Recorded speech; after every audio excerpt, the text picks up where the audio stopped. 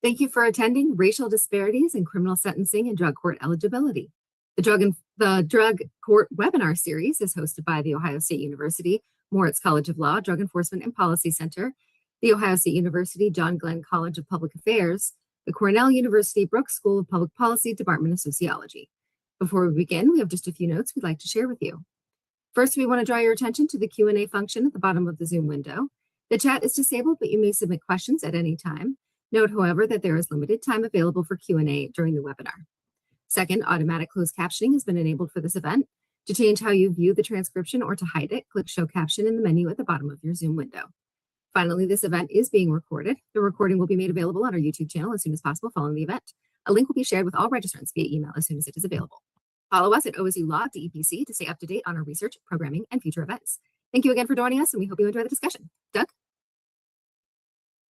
Thank you so much, Holly, and thank you to all of you attending today's Drug Court webinar. Hello and welcome. Really grateful to be able to be the host. My name is Douglas Berman. I am a professor of law here at The Ohio State University Moritz College of Law, and I also help to direct the Drug Enforcement and Policy Center.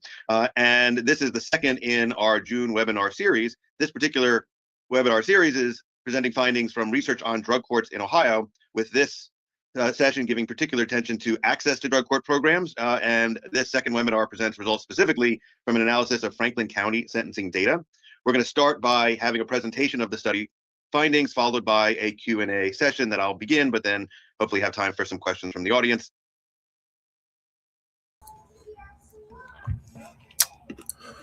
What's good, Ohio Cannabis Report community? Gerald Moore Jr. tapping in.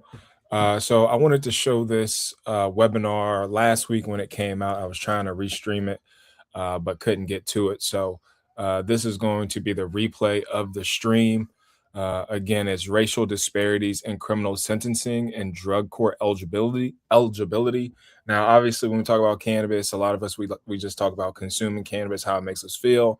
We obviously talk about the business aspects, the monetary aspects of it. But oftentimes being left out of the conversation is the real life disparities and criminal aspects that have impacted hundreds of thousands, if not millions, of Americans, Black Americans, Hispanics, African Americans. And so as this industry continues to grow out and build out, it's essential that we talk about it. Because we can't just act like this didn't happen. We can't act like there was no war here on domestic land over cannabis and those disparities. We see them every day in the industry when it comes to ownership. We see it every single day when it comes to incarceration. We see it every day when it comes to lack of opportunities in certain communities. So I wanted to share this.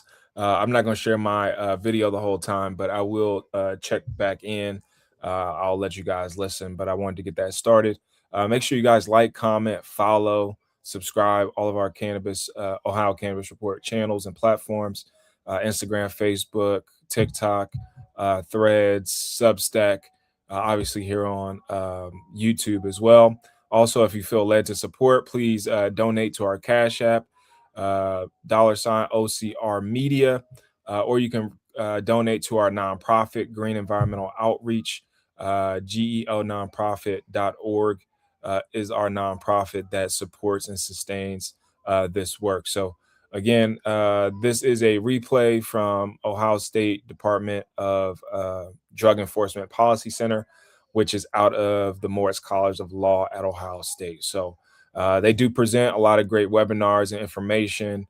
And so just wanted to share this with our community because I think that it is very valuable to understand and know and listen to this information and see the data and hear it from people who are, researchers and folks that actually work in, the law space. So again, sit tight, enjoy, and we'll be back.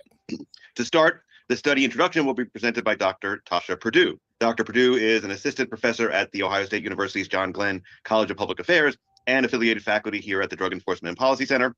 Her research focuses on substance use, service systems, and policy responses using mixed methods to inform evidence-based intervention that improve outcomes for individuals, families, and communities. She currently serves as MPI on NIJ-funded research, examining overdose response and system-level approaches to supporting families.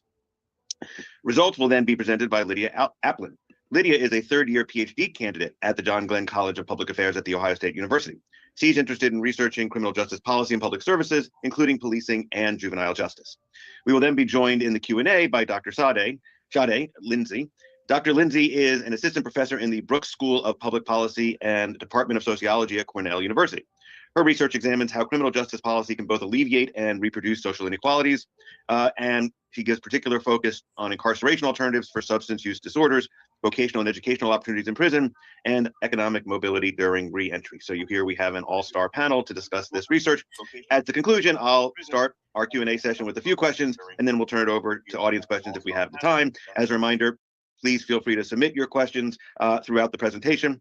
And at this point, I'll now turn this over to Dr. Perdue to discuss the study.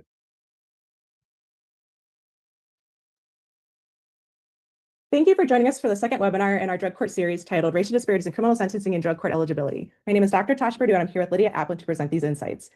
Today, we'll share administrative data and analysis results from our study, which examines how racial disparities in substance use case sentencing result in differences in drug court eligibility. We'll discuss our research findings that Black defendants have a greater likelihood of having criminal records that may later become the basis for drug court exclusion. The findings we're presenting today are from a project that was supported by an award from the National Institute of Justice, Office of Justice Programs, U.S. Department of Justice. The opinions, findings, and conclusions or recommendations expressed in this webinar are those of the authors and do not necessarily reflect those of the Department of Justice. The project team consisted of 3 principal investigators, including myself, along with Dr. Sade Lindsay and Dr. Alex Fraga. Dr. Fraga led phase 2 of the study, which is the phase we'll be presenting today. The purpose of the study was to explore access to Ohio drug courts, with particular attention to differences in access according to race. Phase 1 of the study examined how adding specialized dockets in Franklin County shifted probation and jail sentencing for substance use cases. This phase also assessed how changes in sentencing varied by race and sex subgroups. Phase 2, which is the focus of today's webinar, analyzed differences in sentencing by race. In particular, this phase assessed how differences in sentencing impacted people's drug court eligibility. Phase 3, which we discussed during the last webinar, explored how drug court team members described differences in drug court access. During this phase, we asked team members about the mechanisms behind differences in access, along with proposed strategies for addressing them. Again, we'll be focused on phase 2 findings today. Existing research has demonstrated the effectiveness of drug courts at reducing recidivism and substance use, and increasing employment and income, and improving family relationships. Much of the existing research on drug courts has focused on specific outcomes, such as recidivism or graduation. And as a result of this research, we can see that drug courts provide benefits for participants and the broader community. But we know less about other aspects of drug court programming. While research has demonstrated benefits from participation in drug court, past research has also established that there are disparities in drug court populations. What this means is that among similarly situated white and Black clients, white clients are disproportionately overrepresented in drug court populations. Black clients are comparatively less likely to be admitted into drug court. There has been limited research that looks at potential sources of these disparities in drug court populations. Therefore, we were interested in understanding pathways into drug court and how eligibility impacts drug court access. One key area which impacts someone's access to drug court is program eligibility requirements. Many programs exclude people with certain offenses on their criminal record, including selling or trafficking drugs, gang involvement, violent offenses, sex offenses, or weapon offenses. These eligibility criteria have historically been presented in best practice standards and funding and certification requirements. Multiple decision points in the criminal justice process may impact someone's eligibility for drug court, including the offenses they're charged with, the offenses they're convicted of, the offense types, and the degree of these offenses. There's a lack of research that examines how racial disparities may arise across multiple decision points. The study we're presenting today looks at multiple decision points, including convictions, offense type, and degree of offense. Further, these outcomes may vary depending on offense type, and this is also relevant for drug court eligibility. These lists of offenses often exclude someone from participating in drug court. We sought to examine if there are racial disparities in sentencing for these specific offense categories that impacts drug court eligibility. A key question that arises is how might sentencing for these offense types be different for white versus Black defendants? For example, take 2 defendants arrested for the same offense, alike in every relevant way except for their race. Suppose the white defendant has their charges reduced to a lesser offense or dismissed, while the Black defendant has their charges escalated to a higher degree of offense and is ultimately convicted. This conviction is then used to exclude the Black defendant from drug court, even though the underlying behavior was identical. So an eligibility rule that appears race neutral on paper ends up inadvertently carrying forward or reinforcing disparities that come before it. Our analysis explores these phenomena. With that, I will turn it over to Lydia, who will present the analysis and research findings. Thank you, Tasha. So to explore how racial disparities may impact drug court eligibility across these different decision points, we used misdemeanor and felony criminal case data from Franklin County, Ohio. You can see on the map where Franklin County is located. This is where Columbus is. So the resulting misdemeanor data set included over 306,000 misdemeanor cases from 2006 to 2020 in the county. For each case, the defendant's demographic information, including race, was included. And also for each case, we had the number of charges on the case, the charge severity, the offense type, and a measure of criminal history going back to 2001 was also included. Within this misdemeanor data set, a majority or nearly 52% of the defendants were white, 44% of them were Black. And also over 2/3, or about 71% of the defendants in this data set were male.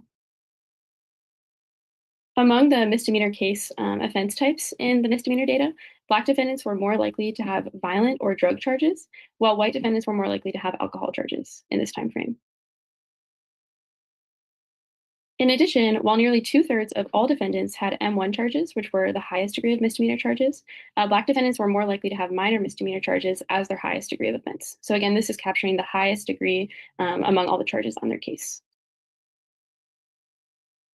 And then nearly all felony cases in Franklin County start out in the municipal court before being transferred to or filed in a common pleas court.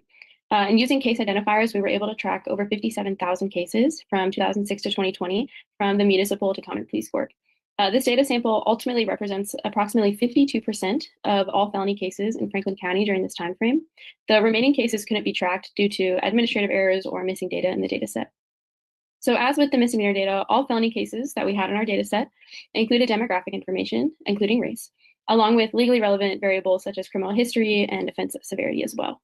And unlike the misdemeanor data, a majority or 53% of the defendants in the felony data were Black, while about 43% of them were white. And when it comes to the offense types in the felony data set, again, Black defendants were more likely to have violent charges in this data set, and they were also more likely to have weapons charges, while white defendants were more likely to have property and alcohol charges.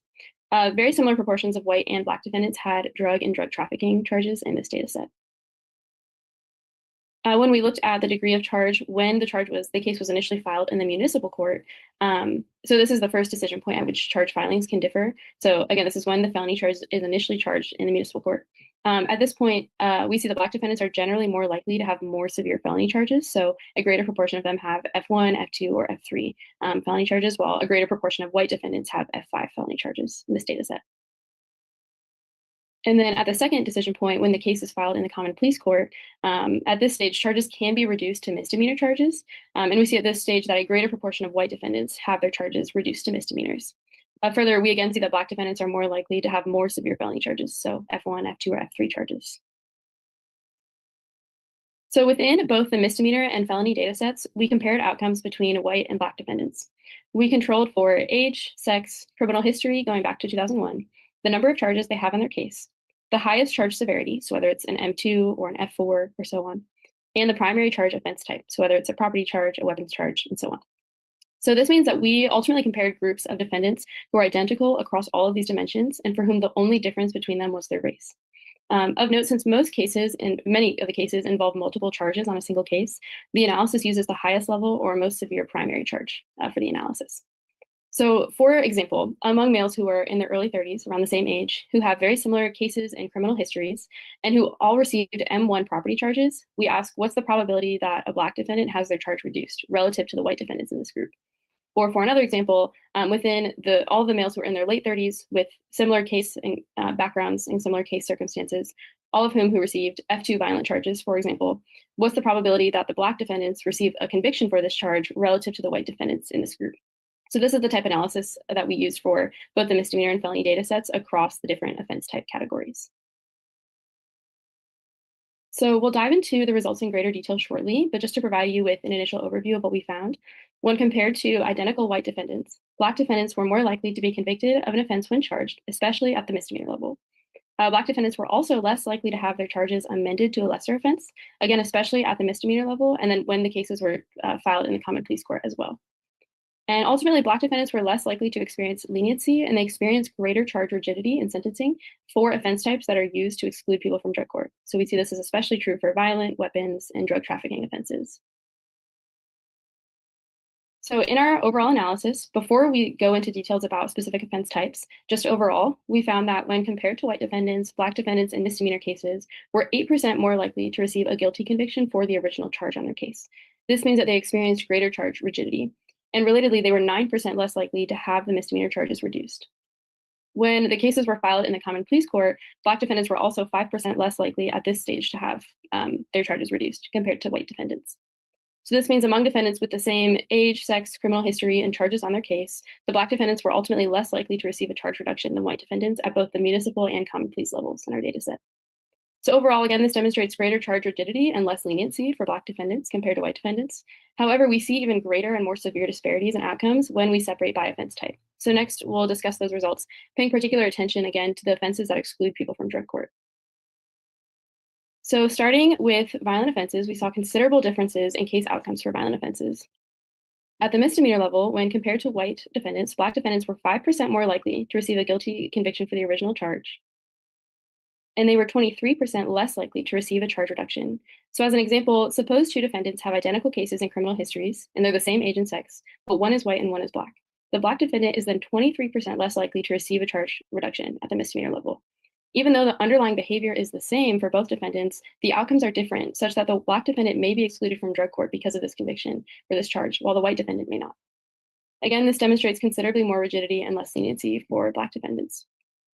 And similarly, at the felony level, Black defendants were 16% less likely to receive a charge reduction when the case was filed in the common pleas court. Again, the outcome is that even when compared to similar white defendants, Black defendants were more likely to end up with a violent offense on their record when charged, which often results in categorical exclusion from drug court. We saw the most consistent and severe disadvantages when we looked at weapons offenses in particular. So compared to white defendants, Black defendants were 18% more likely to receive a guilty conviction for the original charge. They were 60% more likely to receive an upward charge escalation, and they were 20% less likely to receive a downward charge reduction. The charge escalations and reductions occurred when the case was filed in common pleas court. So at this stage, we see pretty severe disadvantages. So again, just as another example to make this easier to sort of understand what this looks like in practice, suppose you have two defendants with identical cases and backgrounds, and the only difference between them is their race. When the cases are filed in the common pleas court, the Black defendant is significantly more likely to have their charge escalated to a more severe charge. The white defendant is more likely to instead receive a charge reduction. And the result is that the Black defendant is more likely to end up with a conviction that could categorically exclude them from drug court, even though both defendants engaged in the same underlying behavior. So like other offense categories, we see that Black defendants experienced less leniency and overall were more likely to ultimately accumulate weapons charge convictions, which again could exclude them from drug court participation. We also saw disadvantages when we looked at drug trafficking charges as well. So compared to white defendants, Black defendants were 69% more likely to receive a guilty conviction for the original charge, and 38% less likely to be convicted of a lesser included offense on their case. Like we described with other offense categories, this means that for identical cases for Black versus white defendants, the Black defendant is much more likely to have their charge stick and less likely to be convicted of a lesser offense in their case instead. Again, this demonstrates that Black defendants see more charge rigidity and less leniency for drug trafficking offenses, which again could similarly exclude them from eligibility for drug court. When we looked at non-trafficking drug offenses, we saw similar disparities. So when compared to white defendants, Black defendants were more likely to receive a guilty conviction for the original charge at both the misdemeanor and felony levels. They were less likely to receive a charge reduction overall, and also less likely to be convicted of a lesser included offense at the felony level. So overall, we continue to see similar trends with drug charges, including greater rigidity and less leniency for Black defendants in these sentencing outcomes.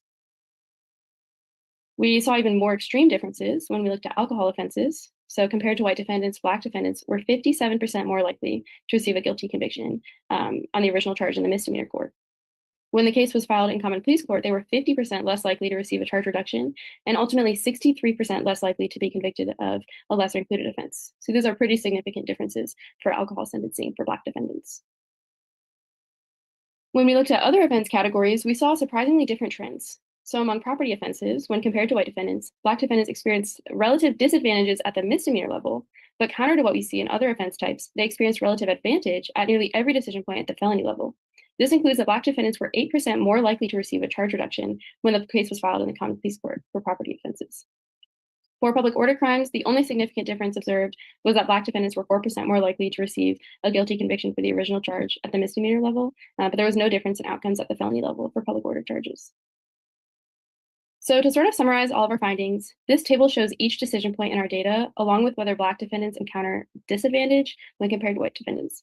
So this table, the way to sort of interpret this, this is the results from the misdemeanor data set. Every square that has a red minus sign indicates that Black defendants experience disadvantage at this stage. So we can see that Black defendants with misdemeanor charges encounter greater charge rigidity across all offense types for misdemeanor cases. They also encounter less charge leniency for 3 of the 6 offense type categories, as well as for overall cases in the misdemeanor data set.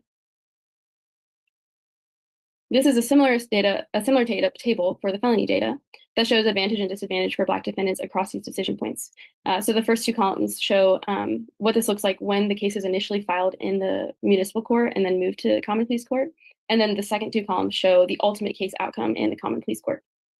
So we can see for every offense type, other than property offenses and public order offenses, Black defendants experience some level of disadvantage during at least 1 point. So if we go across every row, we see at least 1 red square for drug trafficking, alcohol offenses, violent offenses, and weapons offenses for Black defendants. And for most offenses, there is disadvantage at multiple points. For weapons offenses in particular, Black defendants encounter disadvantage at every single stage in the system for felony cases. But then conversely, Black defendants encounter advantages across the system when it comes to property offenses, which is a surprising difference in these trends. So ultimately, these findings underscore how small differences compound across multiple discretionary decision points. And while disparities at each decision point may appear modest on their own, charge amendments and convictions across multiple points in time, and for many, across multiple encounters with the criminal justice system, can all accumulate into criminal records that later determine eligibility. And thus, drug court eligibility is often based on records that have already been shaped by disparate treatment, particularly for Black defendants. So to address these gaps in eligibility and drug court access, we have a series of strategies to present. And again, these were collected from stakeholders who work in drug court. These are some of the similar strategies that we presented from our phase 3 findings. So one such strategy is to expand eligibility criteria. And certainly this depends on funding or certification constraints, but courts may be able to expand criteria to reach additional populations. One example of this is to eliminate certain offense restrictions, and this would allow courts to reach additional groups of people who otherwise might not be able to access drug court due to these disparities in sentencing outcomes. Further, courts can make more individualized admissions decisions. So rather than relying on overarching criteria that sort of apply like a blanket exclusion, they can make decisions on a case-by-case basis that may help address previous differences or disparities in sentencing outcomes. Courts can also adopt additional screening tools to make more holistic admissions decisions that go beyond criminal history or just what's on somebody's criminal record as well. Another strategy is proactive case identification. So we observed some courts who sort of go out of their way to seek potential participants rather than simply waiting for referrals, and this can help address some of these disparities as well. Lastly, courts can collect program data to assess their program population and the composition of their population and identify gaps in reaching different people and groups. When describing some of these strategies, one probation officer we talked to shared, we now can take referrals from pretty much everyone or anyone, and we see that as better, and we're ultimately getting better diversity in our program. So this example shows that expanding some of these methods or using some of these strategies for sourcing drug court participants can help courts ensure that they're reaching additional people and groups. And overall, we see that there are a variety of strategies that courts can use to address racial disparities in their program populations. So like all research, the study is not without its limitations. One is that we strictly focused on Black versus white defendants, and we were unable to look at other racial groups due to sample size limitations.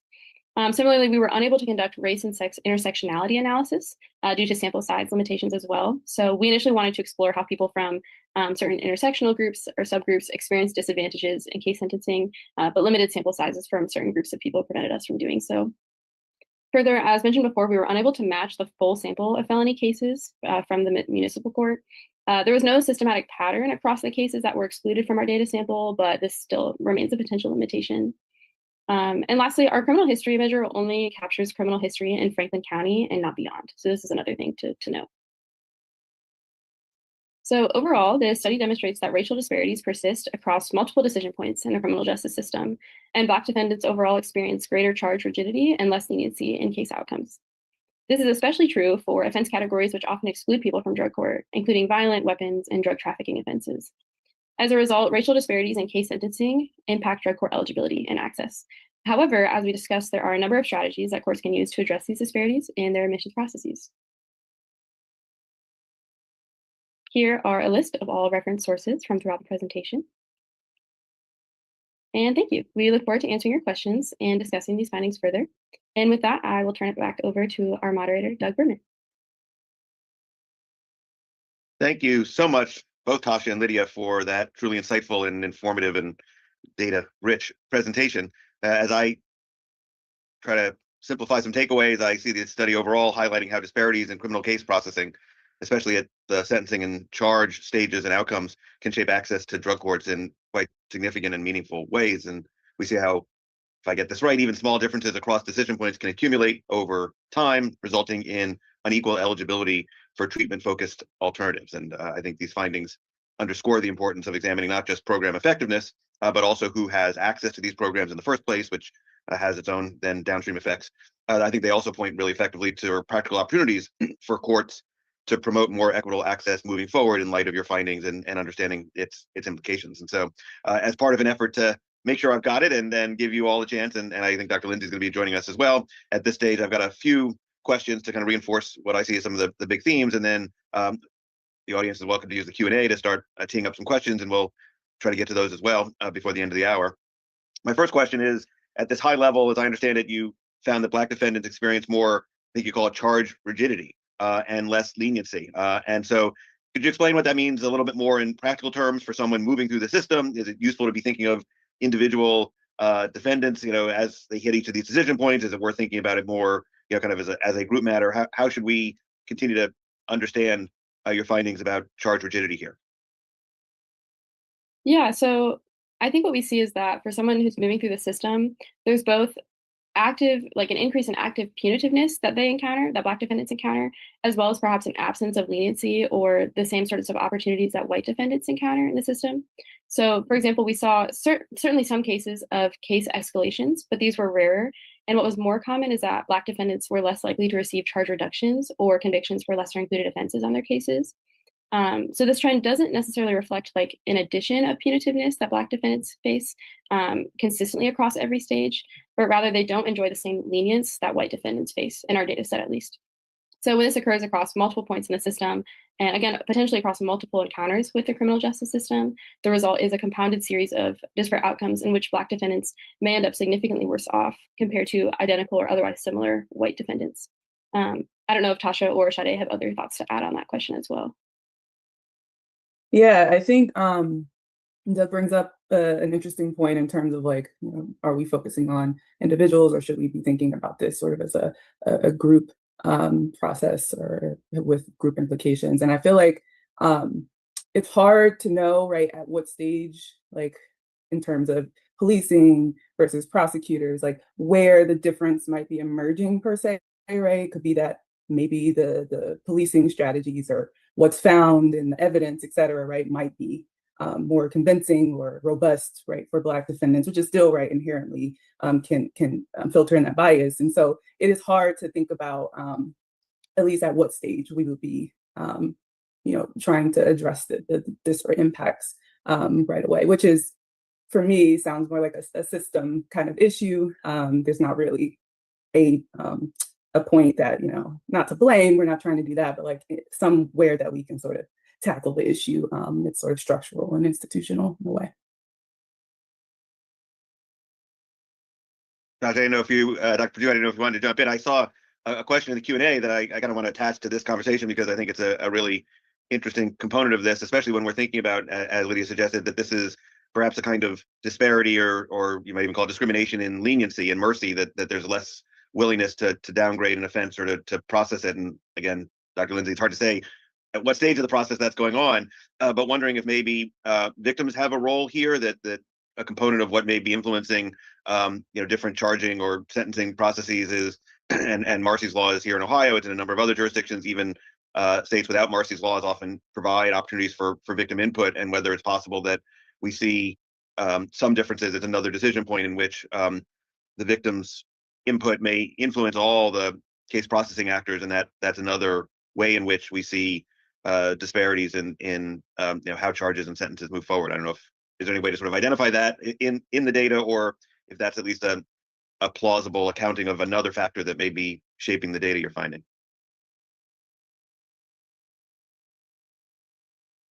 Yeah, so I think that's a really great question about victims. We don't have data to kind of measure that per se, but just thinking about even right, there's in terms of like intra-racial crime and victimization are highly entangled. And so, right, if communities are already distrustful of a system, maybe victims don't show up and don't, or their families, et cetera, don't partake in the sentencing versus other families may show up in a way. And in the same way with the defendants, maybe, right, there's resources um, and other sorts of factors that might be driving some of these disparities as well that we can't really account for. I mean, resources really come to mind in terms of your attorney and your ability to know about these resources at drug courts and to just have someone, right, who has that kind of knowledge to support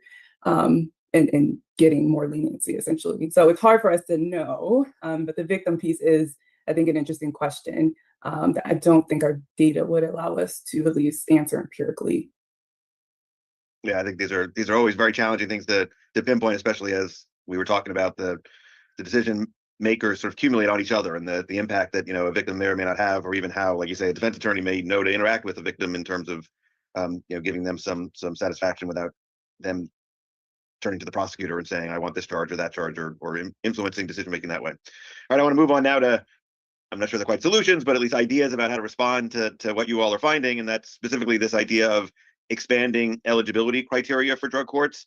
I'd love to hear more about kind of what that means in terms of a way to address some of what you're finding, and I guess even more so about kind of what the opportunities and challenges that may be there as we potentially approach that solution. Is that something that needs to be done at the legislative level? Is this something that can be done, court by court, depending on how the drug court's organized? Is it something that even maybe prosecutors and defense attorneys, other system actors can seek to address? Love to hear more about the idea, especially because it does strike me as quite meaningful against the backdrop of the data you're showing that some people just end up with a barrier to entry that really doesn't reflect differences in underlying behavior, just reflects differences in how the criminal justice system has processed that behavior.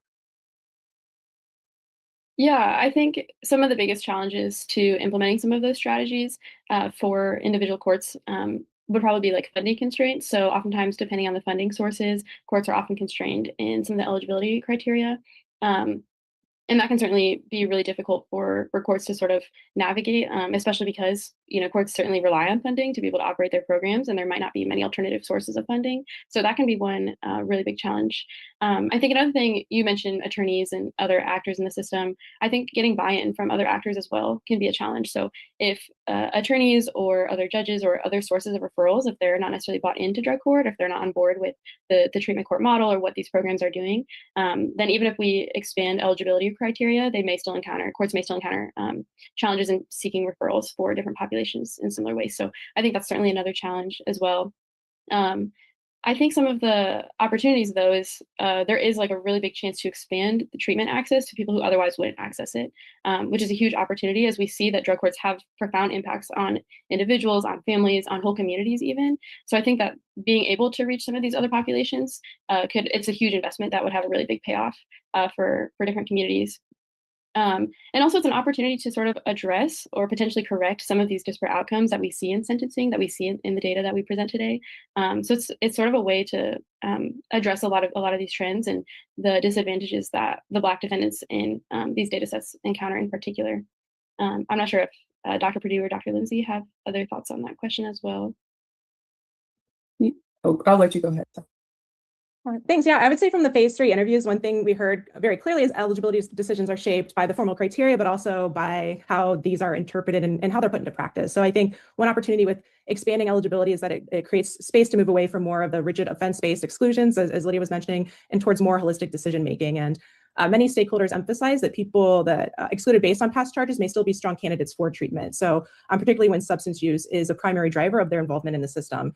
And at the same time, we do see some challenges really coming down to the implementation, again, as Lydia mentioned. So stakeholders did talk about concerns, just managing the risk, manage the buy-in from prosecutors, judges, treatment teams. So there can also be hesitation around changing, these longstanding practices, especially when eligibility rules are, as Lydia mentioned, tied to funding, certification standards, or even just local norms. So I think in practice, expanding eligibility isn't just a policy change, but it really would require a shift in this how decision makers assess the risk, interpret the criteria, and define who's appropriate for the program.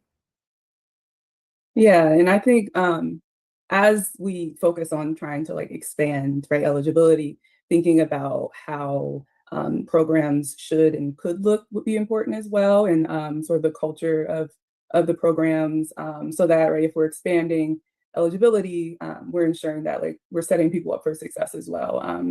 Some of the interview data from phase 3 talked about some of the stigma that can come in from you having a drug trafficking offense, and just some of those factors that would need to be kind of worked out culturally, but also institutions and structures help that by setting sort of some of the basic legal, at least, norms and what's allowable. And then I do think the funding issue is another big one that came up a lot as well, especially with federal grants. So something like marijuana charge, that usually can get you kind of excluded in terms of if you want to get federal funding, but then also serve this population. You have to be, you can't be using marijuana during the program, Those sorts of frictions that come into play that might push people out too as we start to expand eligibility.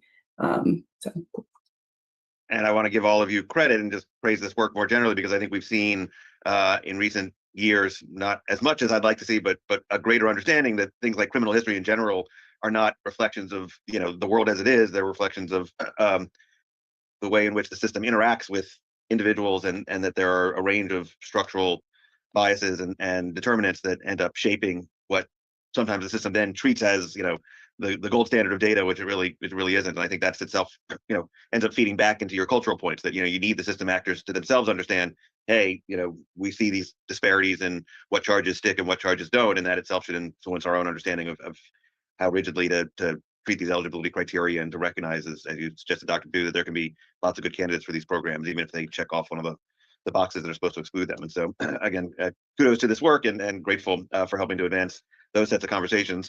Speaking of data, though, and this will be my last question, a quick reminder to the audience, please feel free to throw some questions into the Q&A. I've got a couple there that I'm going to get to after my last official one, but please don't be shy to put a few more in. I think we're going to have time. There's mention at the end about the importance of collecting program data.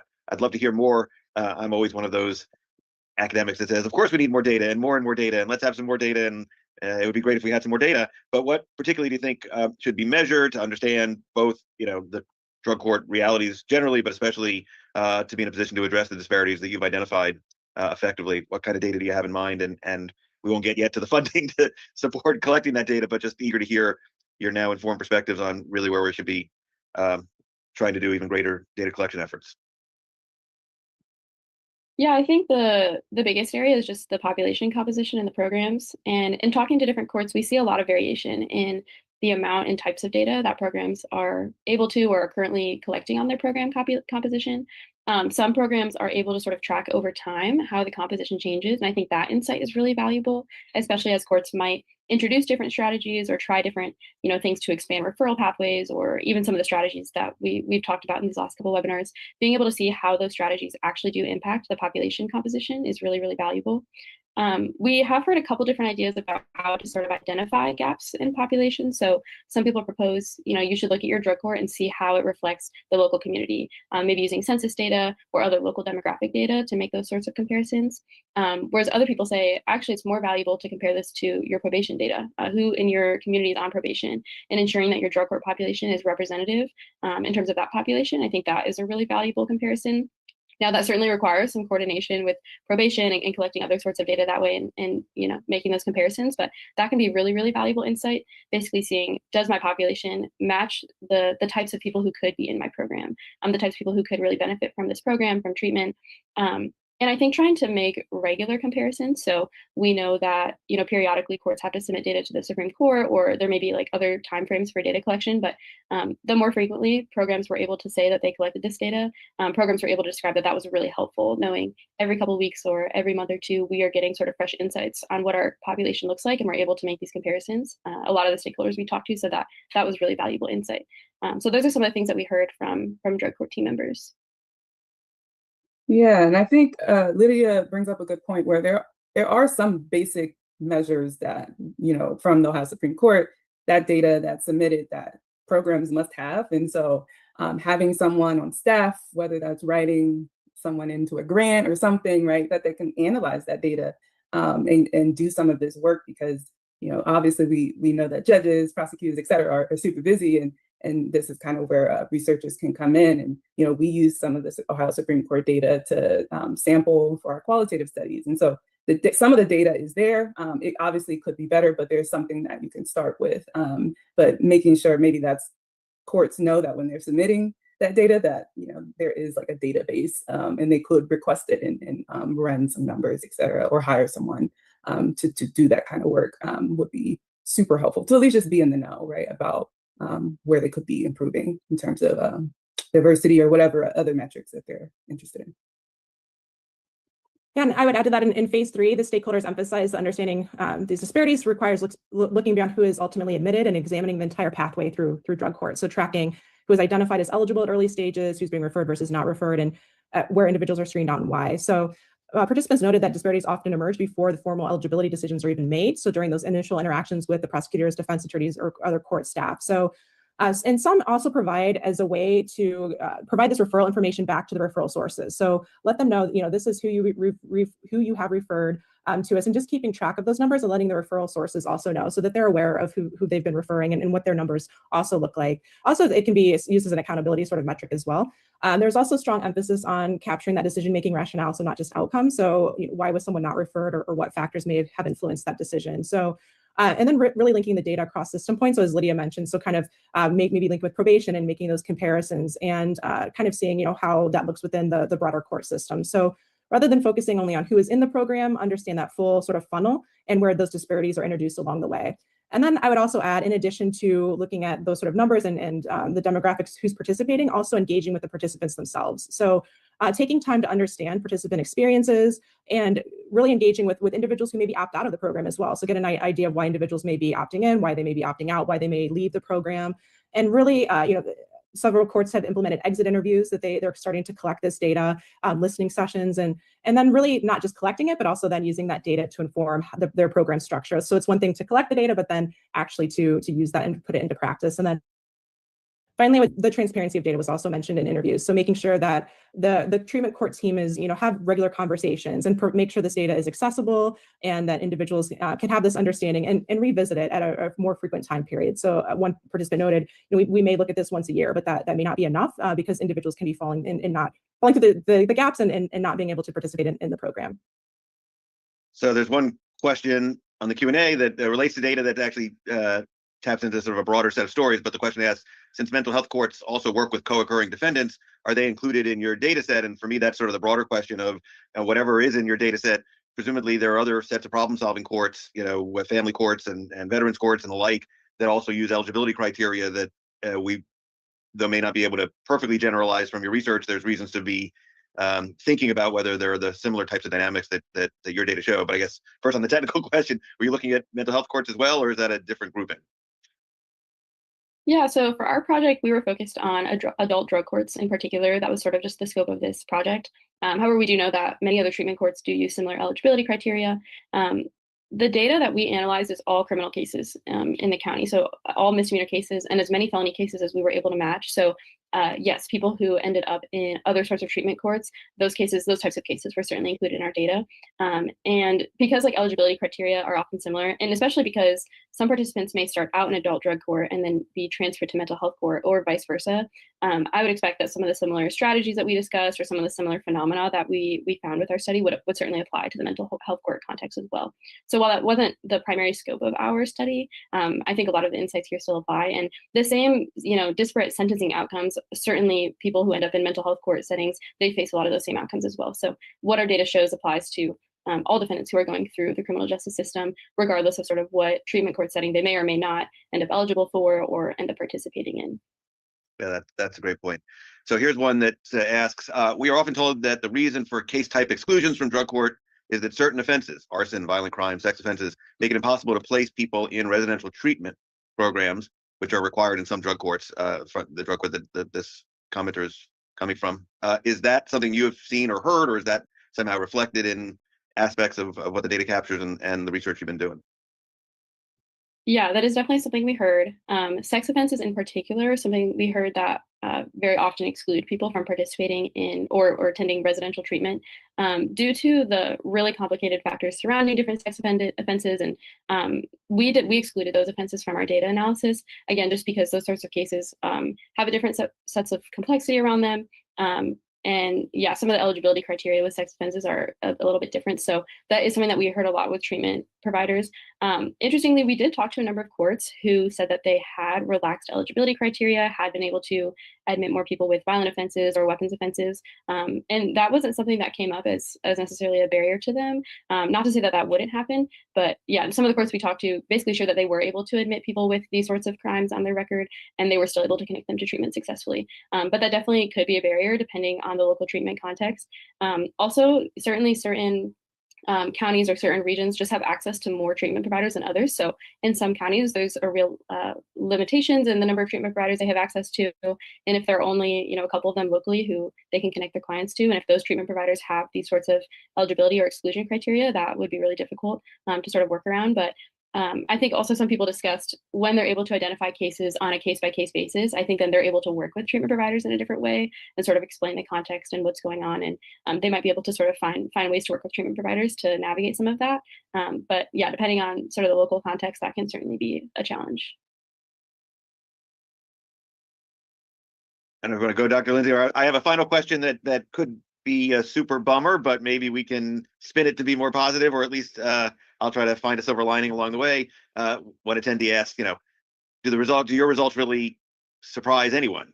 The general assumption would be that our system is inherently biased against Black and brown citizens, and certainly one need not spend that much time to find a whole bunch of empirical results showing disparities and biases over race in the criminal justice processing system. But were there some positive takeaways, or at least aspects of the data that weren't as disconcerting as many of these types of findings show? Or at least do you have some optimism that as we've identified these issues, it can make us at least hopeful that bringing the problem to light will lead to more of the players in the system being attentive and seeking remedies? And so not encouraging you to be positive when there's grim stories to tell, but eager to hear kind of your final thinking about what this research shows and how we should come away from it.